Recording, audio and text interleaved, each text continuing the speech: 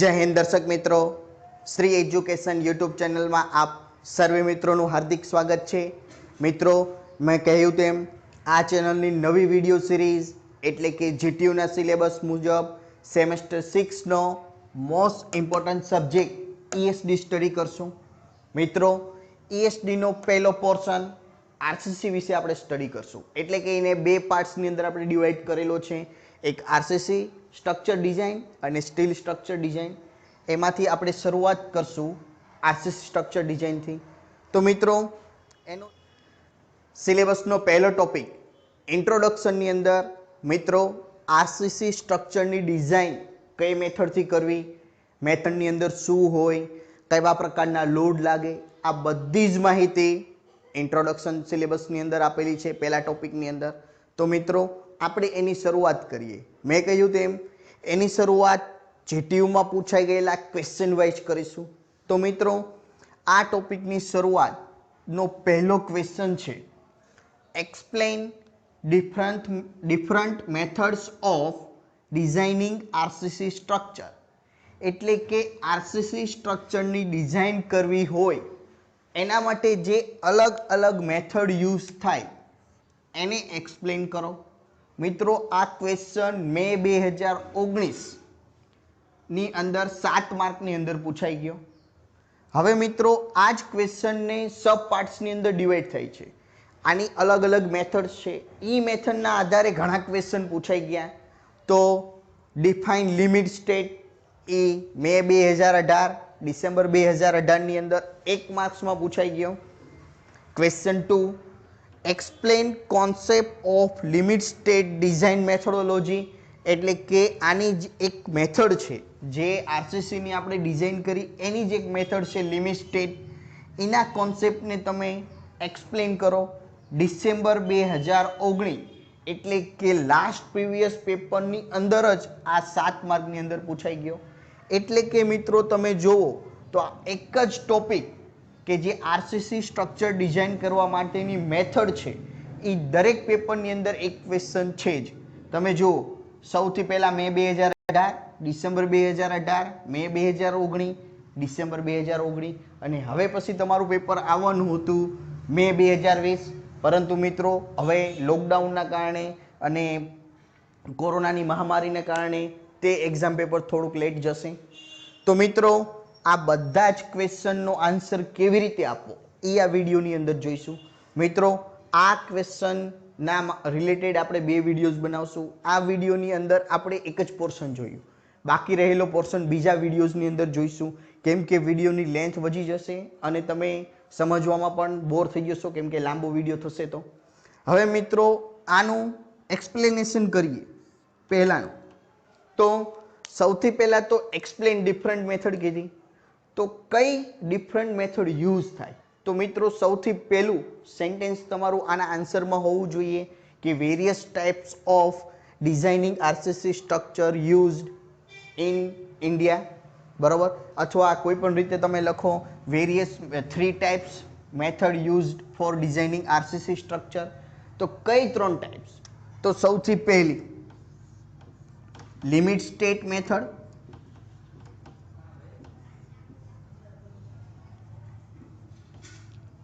बीजी working stress method,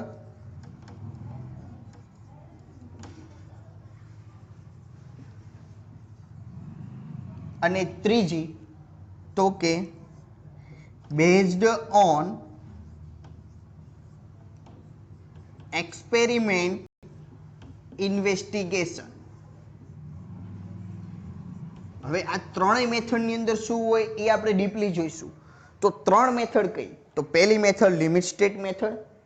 आने आ related केटला question पूछाई गया जो डिफाइन लिमिट स्टेट 2 वखत अने आनो आखो कॉन्सेप्ट पूछाई गयो डिसेम्बर 2019 नी अंदर। पछी वर्किंग स्ट्रेस मेथड अने त्रीजी बेस्ड ऑन एक्सपेरिमेंट इन्वेस्टिगेशन। एटले के जे अलग अलग एक्सपेरिमेंट करेला होय स्ट्रक्चर डिजाइन दरमियान एना आधारे एनी डिजाइन करवी। आ 3 मेथड थी आपणे आनी आरसीसी नी डिजाइनना स्ट्रक्चरनी डिजाइन करवा माटे यूज थाय छे। तो मित्रों, आ 3 मेथडमांथी पण ક્વેશ્ચન પૂછાઈ શકે. લિમિટ સ્ટેટ તો ઘણી વખત પૂછાઈ ગઈ ઓલરેડી, એટલે મોસ્ટ આઈએમપી મેથડ છે આ. ત્યારબાદ વર્કિંગ સ્ટ્રેસ મેથડ પણ આની જેમ ડીપમાં પૂછી શકે. આના મેરિટ્સ ડીમેરિટ્સ પૂછી શકે, એટલે કે એડવાન્ટેજ અને disadvantage based on experiment investigation 3 માર્કમાં પૂછાઈ શકે. બરોબર. તો આ ક્વેશ્ચન ખૂબ જ ઇમ્પોર્ટન્ટ છે. આના આપણે 2 પાર્ટ્સ કરશું. એક પાર્ટ્સની અંદર લિમિટ સ્ટેટ મેથડ, એટલે કે આ જ વિડીયો લેક્ચરની અંદર જોઈશું. બીજા લેક્ચરની અંદર આ બંનેને આપણે કવર કરીશું. બરોબર મિત્રો. તો હવે આપણે આગળ જોઈએ. આ ક્વેશ્ચન યાદ રાખી લો. આ ક્વેશ્ચનને નોટ કરવા હોય તો એ કરી લ્યો, અથવા જીટીયુના પ્રીવિયસ પેપરની અંદર આપેલા જ છે, એમાંથી જ મેં લીધેલા છે. તો આનું સોલ્યુશન કેવી રીતે આપવું? જો મિત્રો 1 માર્ક્સની અંદર હોય તો ફક્ત અને ફક્ત ડેફિનેશન લખો એટલે ચાલશે. બરોબર. હવે વેરિયસ મેથડ કીધી તો ત્રણેય મેથડની અંદર થોડુંક એટલે કે 4 3 પોઈન્ટ લખો એટલે ચાલશે. પરંતુ જ્યારે 7 માર્કનો પર્ટિક્યુલર ટોપિક પૂછેલો હશે ત્યારે તમારે આની અંદર ડીપમાં લખવું પડશે. તો મિત્રો આપણે આના ત્રણેય ડીપમાં લખશું. કયા માર્કનું કેટલું પૂછાય એ મુજબ કેટલા પોઈન્ટ લખવા એ પણ હું તમને કહીશ. બરોબર. તો હવે મિત્રો આપણે જોઈ લઈએ લિમિટ સ્ટેટ મેથડ. બરોબર. હવે આને આપણે આગળ જોઈએ. મિત્રો આગળ આપણે જોયું એમ ક્વેશ્ચનની અંદર કે તમારે કોઈ પણ સ્ટ્રક્ચરનું ડિઝાઇન કરવું હોય તો તમે 3 રીતે કરી શકો. એક limit state method, working stress method અને બેઝડ ઓન એક્સપેરિમેન્ટ ઇન્વેસ્ટિગેશન. તો મિત્રો એમાંની પહેલી આપણે મેથડ લિમિટ સ્ટેટ મેથડ જોઈએ. તો ઓલરેડી મેં તમને અગાઉ કીધું એમ ડિસેમ્બર 2019ના પેપરની અંદર આ ક્વેશ્ચન 7 માર્કમાં પૂછાઈ ગયો છે. બરાબર. તો હવે આની આપણે શરૂઆત કરીએ કે એનો આન્સર કઈ રીતે કરવો. તો સૌથી પહેલાં એની શરૂઆત કરવાની એની ડેફિનેશનથી. તો મિત્રો એની ડેફિનેશન શું થાય લિમિટ સ્ટેટની? તો કે the acceptable limit for the safety and serviceability required before failure occurs is called limit state.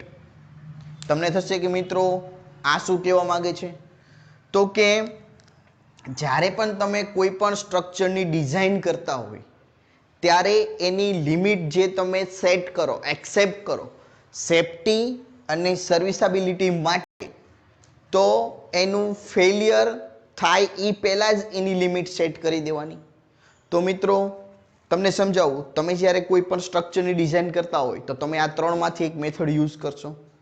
હવે તમે ધારો કે લિમિટ સ્ટેટ મેથડથી તમારું કોઈ પણ એક સ્ટ્રક્ચરની ડિઝાઇન કરો છો. સપોઝ કે તમે પોતાનું મકાન બનાવો છો, તો એ મકાનની ડિઝાઇન કરતા પહેલાં તમે ફ્યુચરની અંદર એની સેફ્ટી વિશે વિચારશો અને સર્વિસેબિલિટી, એટલે સપોઝ કે ફ્યુચરની અંદર કોઈ જગ્યાએ ક્રેક આવી જાય અથવા કોઈ કોલમની અંદર થોડી કંઈ ખરાબ આવી જાય, બીમની અંદર કોઈ ખરાબી આવી જાય, તો એને સર્વિસ કરો, રિપેર કરો.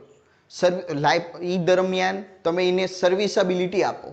શું કરો? એને રિક્વાયર્ડ કરો, એનું મેન્ટેનન્સ કરો.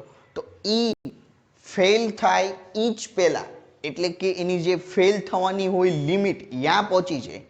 ફેલ થવાની લિમિટ હોય, સપોઝ કે એની ઉપર જે પણ કાંઈ લોડ લાગતો હોય, 700 કિલોન્યુટન જેટલો લોડ લાગે છે, એ પહોંચે એ પહેલાં જ એની લિમિટ સેટ કરી દઈએ કે ત્યાં સુધી પહોંચે જ નહીં. એ મેથડને કહેવાય મિત્રો લિમિટ સ્ટેટ. હવે થોડુંક એવું સમજાણું હશે. હવે આ મેથડ શેના આધારે છે? તો in this method of design based on limit state concept the structure shall be design to withstand safely all loads liable to act on this throughout its life. એટલે કે આ મેથડ શેની ઉપર આધાર રાખે છે? તો કે લિમિટ સ્ટેટના કોન્સેપ્ટ ઉપર. તો એનો કોન્સેપ્ટ શું કહેવા માંગે છે કે જ્યારે પણ તમે સ્ટ્રક્ચરનું ડિઝાઇન કરો તારા એની આખી લાઈફ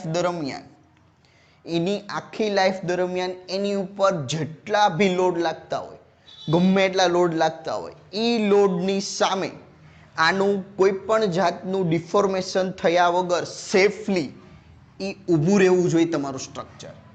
એના કોન્સેપ્ટના આધારે આ લિમિટ સ્ટેટ મેથડ કામ કરે. બરોબર મિત્રો. હવે આ લિમિટ સ્ટેટ મેથડનો એમ શું?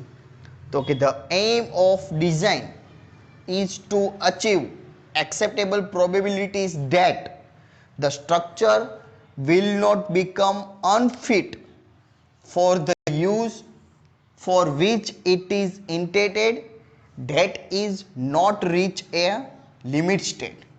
એટલે કે આ ડિઝાઇનનો હેતુ શું હોય? તો કે આ ડિઝાઇનથી અથવા આ મેથડથી જ્યારે પણ તમે કોઈ સ્ટ્રક્ચરનું ડિઝાઇન કરો ત્યારે એની આખી લાઈફ દરમિયાન જ્યારે તમે યુઝમાં હોય તમારું સ્ટ્રક્ચર, તો એ સ્ટ્રક્ચર અનફિટ થવું જોઈએ નહીં. એટલે કે એ સ્ટ્રક્ચર યુઝમાં ના રહે એવું ના હોવું જોઈએ. એટલે કે સપોઝ કે તમે આખું સ્ટ્રક્ચર બનાવીમાંનો કોઈ ભાગ જે તમે લાઈફ દરમિયાન નક્કી કરેલું હોય કે આની લાઈફ સ્પાન આ સ્ટ્રક્ચરની 20 વર્ષ રહેશે, 20 વર્ષ સુધીની આની લાઈફની ડિઝાઇન કર્યું 20 વર્ષ માટે, તો એ 20 વર્ષ પહેલાં એ સ્ટ્રક્ચર અનફિટ એટલે કે અનયુઝેબલ થવું જોઈએ નહીં. એ આ લિમિટ સ્ટેટનો મેઇન એમ. બરાબર મિત્રો? હવે પ્રિન્સિપલ લિમિટ સ્ટેટ આર એટલે કે આ લિમિટ સ્ટેટ માટેના પ્રિન્સિપલ્સ એ જે બે ઉપર આધાર રાખે. કયા કયા? તો કે લિમિટ સ્ટેટ ઓફ કોલેપ્સ અને લિમિટ સ્ટેટ ઓફ સર્વિસેબિલિટી. એટલે કે જ્યારે કોઈ સ્ટ્રક્ચર તમે ડિઝાઇન કર્યું આ મેથડથી તો એ કોલેપ્સ ન થાય એના માટે કઈ કઈ લિમિટ સ્ટેટ ધ્યાનમાં રાખવી, અને લિમિટ સ્ટેટ ઓફ સર્વિસેબિલિટી એટલે કે તમારું સ્ટ્રક્ચર આ મેથડથી ડિઝાઇન થઈ ગયું પરંતુ એના લાઈફ સ્પાન દરમિયાન એની સર્વિસેબિલિટીની અંદર એટલે કે એના મેન્ટેનન્સની દરમિયાન કઈ કઈ લિમિટ સ્ટેટને ધ્યાનમાં રાખવી. એ તો કોલેપ્સ દરમિયાન ફ્લેક્ઝર એટલે કે બેન્ડિંગનું, કમ્પ્રેશનનું, શિયરનું અને ટોર્શનનું, આ ચાર વસ્તુ આવશે કોલેપ્સની અંદર. જ્યારે સર્વિસેબિલિટીની અંદર આવશે deflection, cracking, vibration, fire resistance અને ડ્યુરાબિલિટી એટલે કે ટકાઉપણું. આ વસ્તુ આવશે સર્વિસેબિલિટીમાં. હવે મિત્રો આ તમે 4 પોઈન્ટ લખો આ ક્વેશ્ચનની અંદર એટલે ફક્ત તમને 4 માર્ક્સ જ મળે. મેક્સિમમ આના તમને 4 માર્ક્સ મળી શકે. આ ક્વેશ્ચન હતો 7 માર્ક્સમાં, આની કરતાં પણ વધારે ડીપમાં છે આ ટોપિક. તો મિત્રો સૌથી પહેલાં આનો બેઝ ક્લિયર કરો કે લિમિટ સ્ટેટ છે શું. તો સૌથી પહેલાં મેં તમને કીધું એમ જ્યારે તમે કોઈ પણ સ્ટ્રક્ચરની ડિઝાઇન કરો, તમારા સ્ટ્રક્ચરની તમે વિચારો કે તમારું મકાન જ બનાવો, તો એ મકાન બનાવતા પહેલાં જ્યારે તમે એની ડિઝાઇન કરતા હોય એ દરમિયાન અગાઉથી જ જે પણ તમે ડિઝાઇન કરો, સપોઝ કે બીમની અથવા તો કોલમની, બરાબર, તો અગાઉથી જ એની લિમિટ સેટ કરો કે આને આટલા લાઈફ સ્પાઇન દરમિયાન આટથી વધારે લોડ આવશે નહીં, બરાબર. એ દરમિયાન જે પણ બીમ હશે એની ઉપર આટલો લોડ આવશે તો અહીંયા સુધી બેન્ડિંગ થશે, એથી વધારે થશે નહીં. એ લિમિટ સ્ટેટ છે એનું. ક્યારે? જ્યારે એનું ફેલિયર થયા એ અગાઉની લિમિટ સ્ટેટ છે એ આપણે ડિઝાઇન કરવાની છે, એટલે જ આપણી લિમિટ સ્ટેટ, બરાબર. વર્કિંગ સ્ટ્રેસ મેથડ એ બીજા પ્રિન્સિપલ ઉપર આધાર રાખે છે. લિમિટ સ્ટેટ એની ઉપર આધાર રાખે છે આ કોલેપ્સ અને સર્વિસેબિલિટીની લિમિટ સ્ટેટ ઉપર, બરાબર.